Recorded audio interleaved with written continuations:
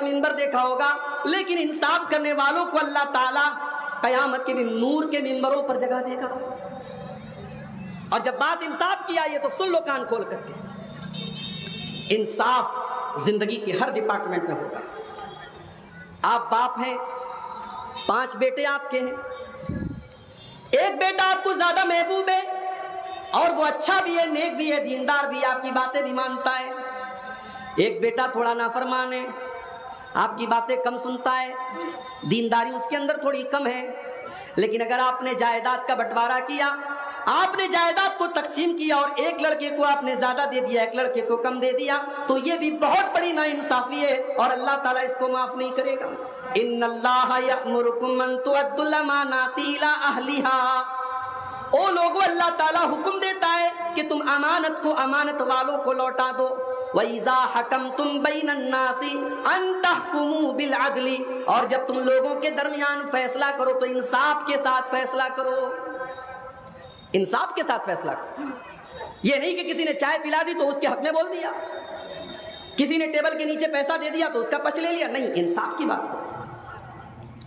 اسلام کی نظر میں انصاف کی ویلو اتنی زیادہ ہے، کل قیامت کا دن ہوگا، سورج 1 میل کی دوری پر ہوگا، لوگ گرمی سے اور دھوپ سے بے حال ہوں گے، اللہ تبارک و تعالیٰ اپنے کچھ اسپیشل بندوں کو اپنے عرش کا سایہ دے گا۔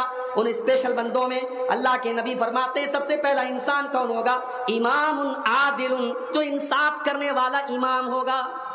امام کا مطلب یہاں مسجد کا امام نہیں ہے، مصلی نماز پڑھانے والا امام نہیں ہے، امام کا مطلب جو لوگوں کا حاکم ہو، جو لوگوں کا ذمہ دار ہو، وہ انصاف کرے گا تو قیامت کے دن اللہ تعالیٰ عرش کا سایہ دے گا۔ اللہ کے نبی فرماتے ہیں ان المقسطین علی منابر من نور عن یمین اللہ، آپ نے صرف بیٹوں کو جائیداد دے دی، بیٹیوں کو محروم کر دیا، یہ بھی ناانصافی ہے۔ نبی اکرم کے پاس ایک صحابی آتے ہیں، صحابی کا نام ہے حضرت بشیر رضی اللہ تعالیٰ عنہ۔ اے اللہ کے نبی، میں اپنے بیٹے نعمان کو ایک زمین دینا چاہتا ہوں اور میں اس زمین کے ہبہ کے اوپر آپ کو گواہ بنانا چاہتا ہوں۔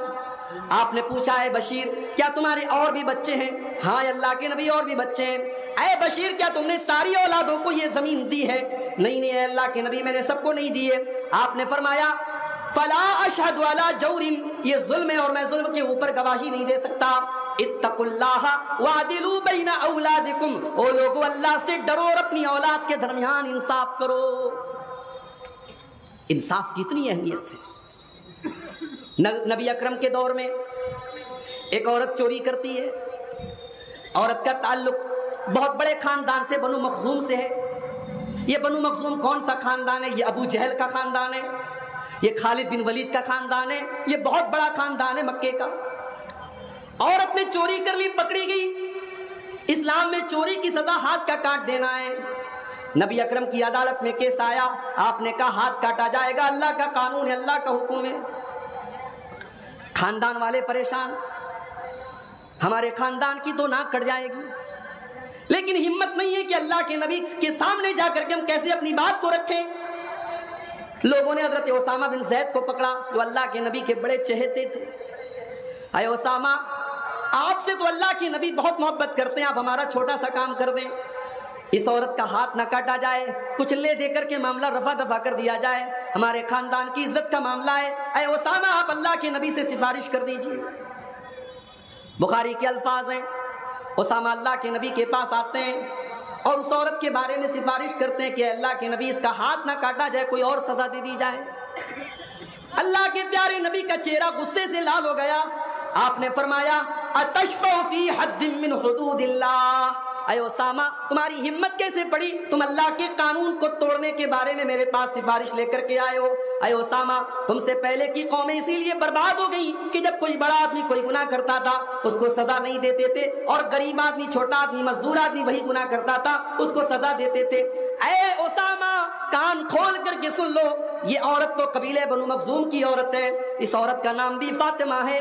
لو ان فاطمہ بنت محمد سرقت لقطعت یدہا، اللہ کی قسم یہ تو فاطمہ مخزومیہ ہے، اگر محمد کی بیٹی فاطمہ بھی چوری کرتی اور میری عدالت میں اس کا کیس آیا ہوتا تو میں اس کے بھی ہاتھ کاٹنے کا آرڈر دے دیتا۔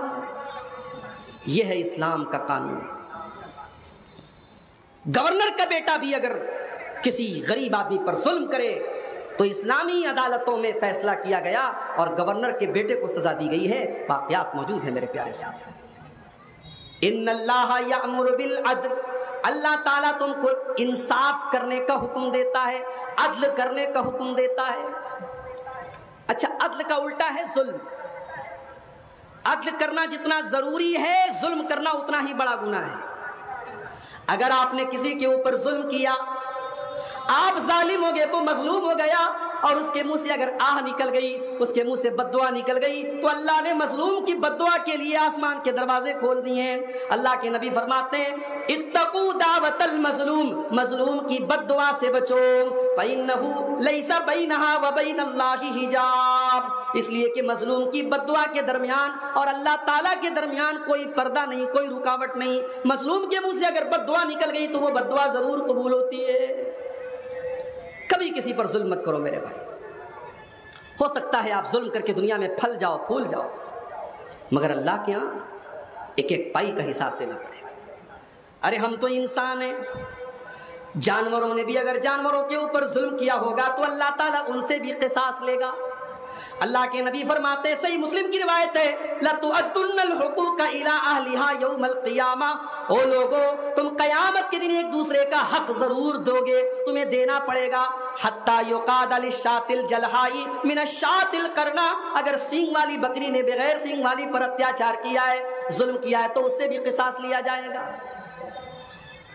دنیا میں ہم نے کسی کا پیسہ مار لیا تو دنیا میں پیسے کے بدلے پیسہ چلے گا. کسی کی زمین ہتھیا لی، زمین کے بدلے زمین چلے گی. دنیا میں کسی کو گالی دے دی، معافی مانگ لے. آخرت میں تو کرنسی نیکی اور گناہ ہوں گے میرے بھائی. وہاں کرنسی کا ایکسچینج نیکی اور گناہ سے ہوگا. ہم نے اگر کسی پر اتیاچار کیا اور ظلم کیا، ہماری نیکیاں اس کو دے دی جائیں گی، اور جب ہماری نیکیاں ختم ہو جائیں گی تو اس مظلوم کے گناہ ہمارے اوپر لاد دیے جائیں گے. تو ظلم سے بچو، اتیاچار سے بچو، انصاف کرو. اللہ انصاف کا حکم دیتا ہے. یہاں تک کہ اگر کسی کی 2 بیویاں ہیں، یہ الگ بات ہے. ہندوستان کے ماحول میں 2 بیویوں کا نام لینا بھی آج جرم ہے.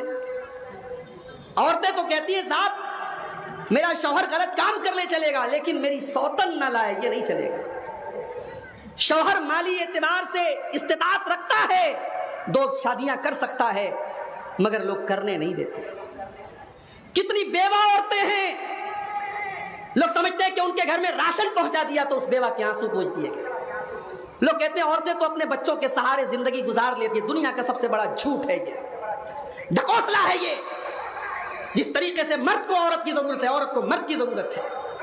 30 سال کی، 35 سال کی، 40 سال کی عورت بیوہ ہوئی، سماج میں کوئی نکاح کرنے والا نہیں.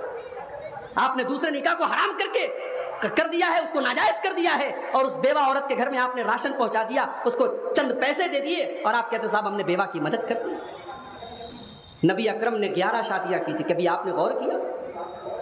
11 شادیوں میں صرف 1 بیوی آپ کی کنواری تھی، باقی 10 بیویاں آپ کی یا تو مطلقہ تھیں یا بیوہ تھیں. اللہ کے نبی یہ بھی تو کر سکتے تھے، ان کو پیسہ دے دیتے، ان کو راشن پانی دے دیتے. نکاح کرنے کی کیا ضرورت تھی بھائی؟ نبی نے امت کو تعلیم دی. سماج کی یہ بیوہ عورتیں تمہارے راشن کے اور تمہارے روٹی کے ٹکڑوں کی محتاج نہیں ہیں. ان کو بھی عزت کے ساتھ ایک شادی شدہ زندگی گزارنے کا حق ہے. اسی لیے اللہ کے نبی فرماتے ہیں من کان لہو امراتان، جس کی 2 بیویاں ہوں، فمال الی احدہما، اگر 2 بیویوں میں سے کسی ایک بیوی کی طرف اس کا جھکاؤ زیادہ ہے. ایک سے زیادہ شادی کی اجازت ہے، مگر اس کنڈیشن کے ساتھ کہ آپ کو انصاف کرنا ہے. اگر ایک بیوی کے ساتھ، میں نے حیدرآباد میں دیکھا، بہت سارے کیس آئے میرے سامنے. شوہر سعودی عرب میں رہتا ہے، ایک بیوی کو وہاں لے کے رہتا ہے، ایک بیوی یہاں رہتی ہے. پہلی بیوی یہاں ہے جس کے 4 بچے ہیں، اور دوسری بیوی کم عمر کی لڑکی سے شادی کر کے اس کو سعودی لے کے چلا گیا. یہ ظلم نہیں ہے؟ یہ ظلم ہے. دوسری شادی کریں آپ تو دونوں کا برابر. اللہ کے پیارے نبی کو دیکھیے، اللہ کے نبی اپنی بیماری کی ایام میں، اپنے آخری دنوں میں، آپ اس وقت بھی یہ چاہتے تھے کہ حضرت عائشہ کے گھر میں آپ اپنے دن گزارے. مگر بیویوں کی آپ نے باری مقرر کر کے رکھی تھی، تو جب تک آپ نے بیویوں سے اجازت نہیں لے لی تب تک آپ نے اماں عائشہ کے گھر میں اپنے دن نہیں گزارے. آپ نے باقاعدہ اجازت مانگی، آپ نے خواہش کا اظہار کیا اور بیویوں نے اجازت دی، تب اللہ کے پیارے نبی نے اپنی بیماری کے آخری ایام حضرت عائشہ کے گھر میں گزارے.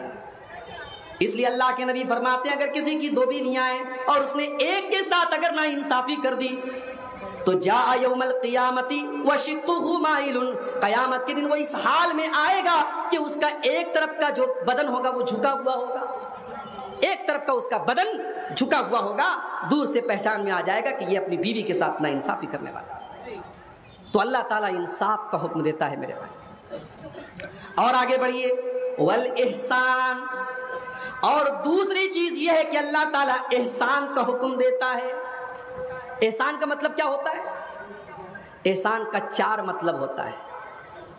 احسان کا پہلا مطلب، آپ جب بھی کوئی نیکی کریں، کوئی بھی عمل کریں، نماز پڑھیں، روزہ رکھیں، تلاوت کریں، صدقہ خیرات کریں، آپ کی نیکی کا مقصد صرف اور صرف اللہ کو راضی کرنا ہو. آپ نے برہیٹ کے مدرسے میں 1 لاکھ روپیہ چندہ دیا، مقصد یہ تھا کہ میں اللہ کے دین کے لیے اور علم دین کی راہ میں یہ پیسہ دے رہا ہوں، اللہ کو راضی کرنا ہے، تب تو آپ کی نیکی اللہ کے قبول ہوگی. اور اگر مقصد یہ ہے کہ سماج اور گاؤں میں میری تعریف اور میرے چندے کا نام لیا جائے تو یہ اخلاص کے خلاف ہے. احسان کا یہ پہلا مطلب ہے کہ آپ کے اندر اخلاص ہو. اسی لیے اللہ کے نبی نے احسان کا مطلب بیان کرتے ہوئے فرمایا ان تعبد اللہ کانک تراہ، جب تم اللہ کی عبادت کرو تو اس طریقے سے کرو جیسے تم اللہ کو دیکھ رہے ہو. فَإِن لَمْ تَكُنْ تَرَاهُ فَإِنَّهُ يَرَاكَ، اگر تم اللہ کو نہیں دیکھ پا رہے ہو تو یہ سمجھو وہ تم کو دیکھ رہا ہے. آج کل تو نیکی کر کے فیس بک پر ڈالا جاتا ہے. کتنی غریب عورتیں ہیں، ان کے گھر میں راشن دیا جا رہا ہے، 200-500 روپے کا راشن دے کر کے اس غریب کی عزت کو تم نیلام کر رہے ہو. بھائی ایک ضرورت ہوتی ہے، چلو باہر سے کوئی فنڈ آیا تو اس کو فوٹو کھینچ کر کے جس نے ڈونیٹ کیا ہے ڈونر کو فوٹو دے دیا گیا، تو وہ تو ضرورت سمجھ میں آتی ہے کہ چاپا کل لگایا گیا، ہینڈ پمپ لگایا گیا، مسجد بنوائی گئی، مدرسہ بنوایا گیا، اس کا فوٹو لیا گیا. حالانکہ اس میں بھی بڑا گھپلا ہو رہا ہے. سنا کہ ایک ہینڈ پمپ پر 10 بار پینٹ ہو رہا ہے، ایک بار گرین، ایک بار ریڈ، ایک بار بلو، ایک ہینڈ پمپ کا 10 بار پیسہ منگایا جا رہا ہے. اللہ رحم فرمائے. لیکن آپ کسی غریب کی مدد کر کے اس کا فوٹو لے کر کے فیس بک پر ڈال رہے ہیں، یوٹیوب پر ڈال رہے ہیں، اس غریب کی عزت کو نیلام کر رہے ہیں. یہ مناسب نہیں ہے میرے بھائی. احسان یہ ہے کہ تم اللہ کی عبادت اس طریقے سے کرو جیسے تم اللہ کو دیکھ رہے ہو. اور احسان کا دوسرا مطلب یہ ہے کہ آپ سب کے ساتھ بھلائی کریں. سب سے پہلے تو آپ اپنے نفس کے اوپر بھلائی کریں، اپنی ذات کے اوپر بھلائی کریں. آپ گناہوں سے بچیں. جب ایک انسان گناہ کرتا ہے، اپنے نفس کے اوپر ظلم کرتا ہے، اتیاچار کرتا ہے. اسی لیے ہمارے باپ آدم نے، ہماری ماں حوا نے، جب ان سے غلطی ہوئی تھی، انہوں نے جو دعا کی تھی، کیا دعا کی تھی؟